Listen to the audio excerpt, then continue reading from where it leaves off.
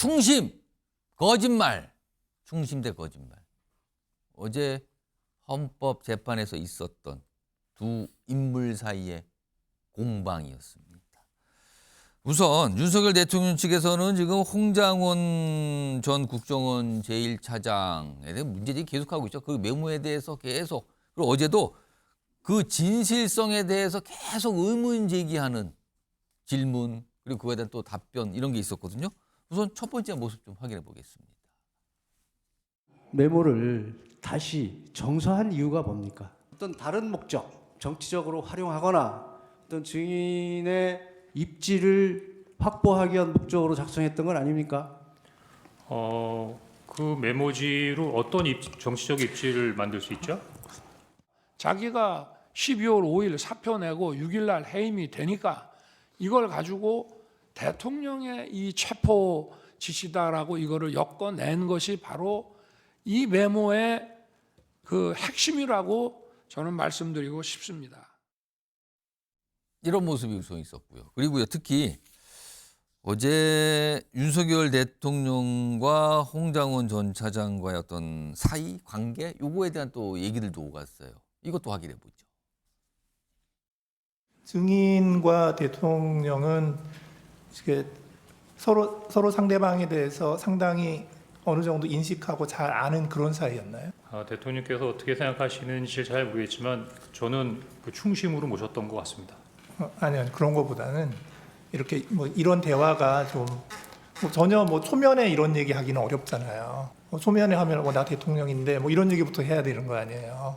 이건 그냥 봤지, 비상계엄 발표하는 것부터 대화가 시작됐다고 하니 그 정도 얘기할 사이가 되는 거냐고요. 그 부분에 대해서는 제가 뭐라고 답변 드려야 될지 잘 모르겠습니다. 그중에서 제일 중요한 부분이 우리 홍 차장이 여인영 사령관하고 육사 선후배잖아. 하는 얘기가 가장 중요한 얘기인데 아까 그 얘기 못 들었다고 거짓말하지 않습니까? 이런 상황도 오갔습니다. 수영주 소장님, 네. 윤석열 대통령 직접 뭐 발언도 하고, 네. 뭐 약간 질문성 얘기도 꺼내고 그런데, 글쎄요, 뭔가 좀 적극적, 아니면 상당히 뭔가 좀 반드시 뭘 좀 해야겠다? 약간 이런 분위기 같기도 한데 어떻게 그런 거는 같아요. 그러니까 전체적으로 12월 3일 날 본인이 저지른 내란의 혐의에 대해서 뭔가 이거를 반전을 시켜야 되는데 메시지에 대해서 반론할 수가 없습니다.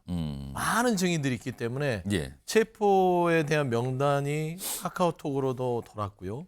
최근에는 텔레그램에서 김현태와 한 30명의 현역 장교들이 현장에서 본회의장의 의원들을 막아라 라는 것들이 증거들이 확연히 들어오니까 이걸 뒤집을 만한 게 없잖아요. 그래서 본인 스스로도 송관이 군대를 보냈다고 하고 있는 상황이고, 결국에는 저는 결국에 변죽만 올리고 있다. 예를 들어 이번 계엄에 있어서 본인이 비상계엄이 통치행위라고 하려면 헌법과 법률에 부합된 일을 해야 되는 것이고, 그러면은 홍장원 1차장 하나만 여기에서 메신저를 흔들어서 끝나는 문제가 아닙니다. 예를 들어서 홍장원 1차장을 흔들어서 그의 진술이 사실이 아니라고 하더라도 그러면 작전에 투입했다. 예. 국정원은 작전에 투입이 안 됐어요. 비상계엄에. 통화만 했던 걸로 지금 논박이 있잖아요. 그러면은 곽정군, 여인영, 이진우, 김용현 이들의 진술을 뒤집는 증거들이 나오고 있고, 거기에 그 여인영과 이진우의 밑에 있었던 김대우 경비단장, 아니 수사단장이나 조성영 경비단장은 본인들이 의원들을 끌어내라, 체포하라고 했다라는 것들. 김용현 장관도 체포는 있었으나 그 체포가 아니라 포교령 위반 우려자들을 위치 파악을 하려고 했다. 그런 행위들이 다 존재하잖아요. 그래서 저는 지금 결국에는 윤석열 대통령과 그 피청구인 측이 뭔가 법률적 대응이 없으니까 그냥 홍장원과 곽종군의 어떤 메신저를 흔들어서 한번 물타기를 해보려고 하는데 헌법재판소가 그렇게 호락호락한 곳이 아니다라고 좀 말씀드리고 싶습니다. 어제 홍장원 전 차장과 함께 굉장히 중요한 증인 조지호 경찰청장도 출석해서 증언을 좀 했거든요. 사실은 여러 가지 묻는 얘기에 구체적으로 본인도 지금 재판을 받고 있으니까 대답을 하기 어렵다. 그리고 뭐 검찰 조소 얘기 정도만 꺼내놨거든요. 자, 우선 그 모습 확인해 보겠습니다. 질문에 사실대로 답변한 것은 맞아요? 이건 뭐 그 각 조서별로 제가 그렇게 다 서명 날인했습니다. 당시 경찰이나 검찰 조사 당시에 선망 증세가 혹시 있다던가 치료 중에 그런 건 없으셨습니까? 휴식을 계속해서 취하면서 그리고 죄송합니다만 병원에 있을 때는 베드에 거의 뭐 누워서 조사받다시피 그렇게 했었습니다. 이 최영철 의원, 네. 조지호 총장 지금 암투병 중이잖아요. 근데 이제 혹시 선망으로, 그러니까 그거 같아요. 검찰에서 한 진술이 제대로 얘기한 거 맞습니까? 혹시 선망으로 뭔가 착각하고 착오하고 잘못 얘기한 거 아닙니까? 약간 그 신빙성에 대해서 파고드는 질문이었는데 선망이라는 표현이 좀 나왔네요. 네, 뭐 변호인의 의혹이 좀 과해서 예. 그런 뭐 질문을 하는 과정에서 예, 증인에게 예. 그 인권 침해를 가할 수 있는 그런 말을 건넸던 것 같습니다. 선망이라는 거는 뭐 정신없이 말했는 거 아니냐, 뭐 왔다 갔다 하는 그렇죠. 상태 아니냐. 약간 뭐 좀 이 어떤 투병 상태가 굉장히 상황이 악화됐을 때 약간 뭐랄까 헛것이 보인다. 약간 이런 거잖아요, 그런 지금요. 의도가 있었는 것 같습니다. 그런데 뭐 좀 사과를 했었으면 좋았을 텐데 저 말을 좀 한 건 좀 과했다고 생각하고, 지금 뭐 대통령의 인권을 보호하기 위해서 지금 저런 절차를 진행하고 있지 않습니까? 예. 그런 것도 있는데 타인의 인격도 중요하다는 것을 알아야 되고, 어쨌든 그 조지호 청장은 별로 진술을 하지 않았습니다, 어제. 그렇습니다. 그렇기 때문에 그 답답한 마음에 했는 것 같고, 그러나 어쨌든 어제 10차 변론에서는 홍장원 전 국정원 1차장의 유일한 물적 증거 메모가 메모. 시간 장소가 계속 왔다 갔다 했던 것이 새롭게 또다시 확인됐기 때문에 그 부분은 어제 뭐 저 변호인이 약간 말실수를 했습니다마는 예. 윤 대통령 측에서 굉장히 큰 수확을 올리지 않았나, 여태까지 증거 관계가 굉장히 정리되지 않았나 싶은데, 정보기관의 차장 정도, 그러니까 2인자 정도 되는 사람이 최초 메모를 예. 저런 식으로 관리했다는 것은 있을 수 없는 것이죠. 아. 최초 메모를 자기가 시간 장소가 기억에 혼미했다 하더라도 예. 저희 같은 경우도 모든 메모는 사진을 찍습니다. 그리고 이 메모가 작성된 시각은 몇 시였고 장소는 언제였다.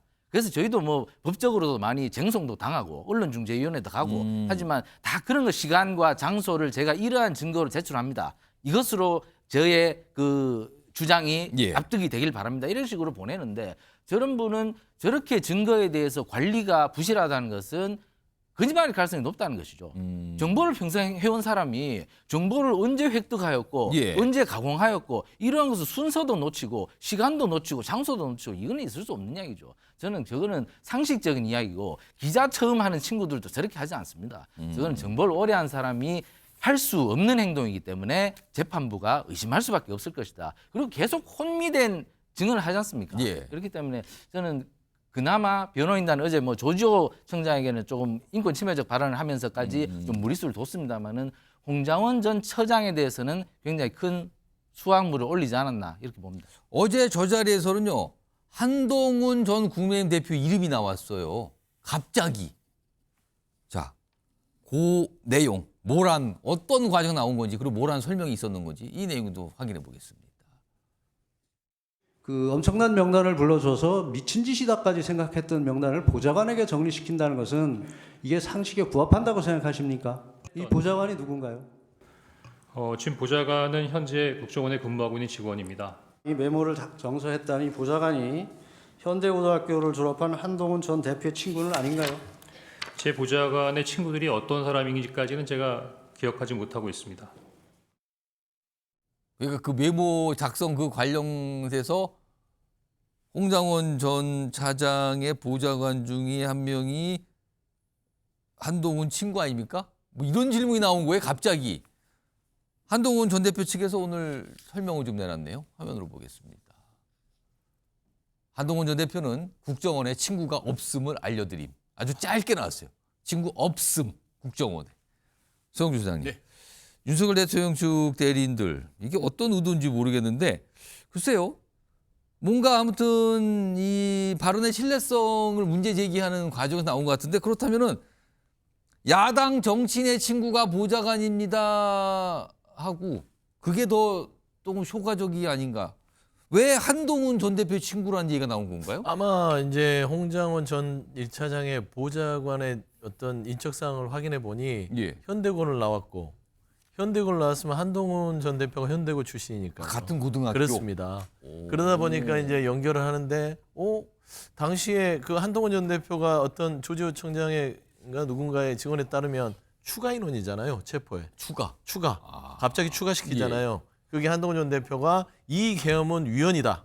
국민과 막아서겠다는 말을 하면서 바로 그 발언 뒤에 추가 인원이 된 대상이 지금 한동훈 전 대표입니다. 예. 그리고 한동훈 전 대표에게 피신해라. 죽을 수 있다라고 했던 게 여권 관계자인데 여권 관계자. 그 사람이 홍정원 1차장으로 한참 돌았던 적이 있어요. 그래서 홍정원 1차장이 뭐 알려줬을 것이다라는 여러 가지의 연관성을 가지고 아마 내던진 것 같은데 참 피청구인 쪽 변호인들 성의가 없다. 말하자면 이것도 음모론 아닙니까? 툭 던져서 한동훈 전 대표와 이런 위헌을 주장하는 사람과 홍정원 1차장이 손을 잡고 예. 뭐가 오염된 거 아니냐 그건데요. 저는 한동훈 전 대표의 책 발간과도 무관하지 않다고 봅니다. 그 3일부터 14일까지 그 300시간의 그날의 진실 그 얘기가 책에 있거든요. 예. 그래서 대통령을 만나서 했던 이야기들 그다음에 그 당시에 긴박했던 상황을 아주 세세하게 비화들이 기록돼 있기 때문에 예. 사실 보면 한동훈 전 대표가 저 자리에 안 나왔지 책을 통해서 그날의 비선겸의 불법성을 예. 증언하고 있다. 그래서 저는 한동훈 전 대표는 그런 점을 좀 흔들려고 한 게 아니었나 좀 그런 생각이 듭니다. 갑자기 한동훈 친구 맞습니까? 이런 물어보는 질문이 나왔고 또 한동훈 대표 측에서는 국정원에 친구 없습니다. 없음 또 이렇게 또 입장을 내기도 했네요.